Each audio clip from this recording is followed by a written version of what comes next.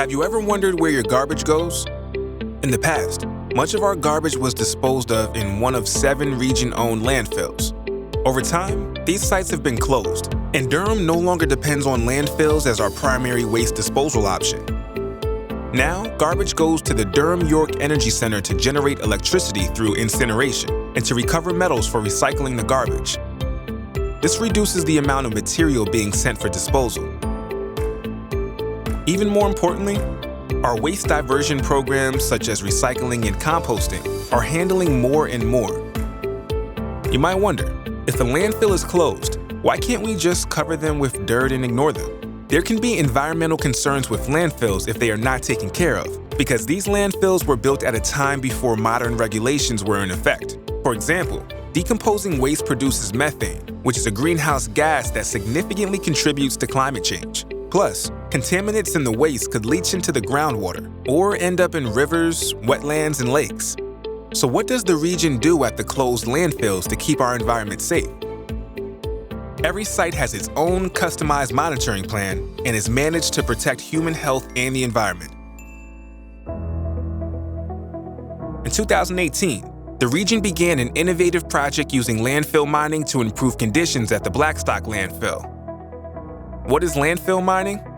Landfill mining is a process where waste in a landfill is excavated, processed, and treated or recycled.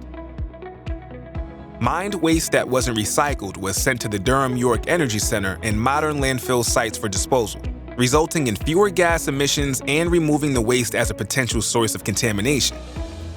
This protects the environment and will reduce the need for long-term groundwater monitoring at the Blackstock site. So how was this done? The project team first identified what waste was buried and how much of it was there by digging small test pits.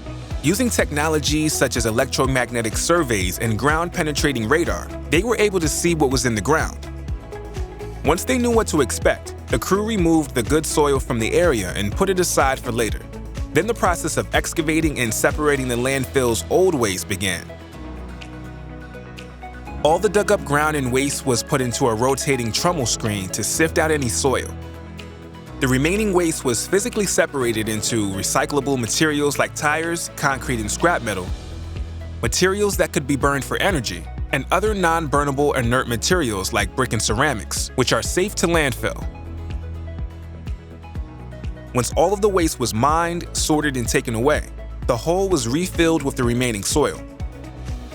The final step for this project included returning the site to natural conditions through grading, seeding, and planting native trees and shrubs, as well as creating food sources and habitats for wildlife, including a snake hibernaculum and turtle nesting area. So, what's next?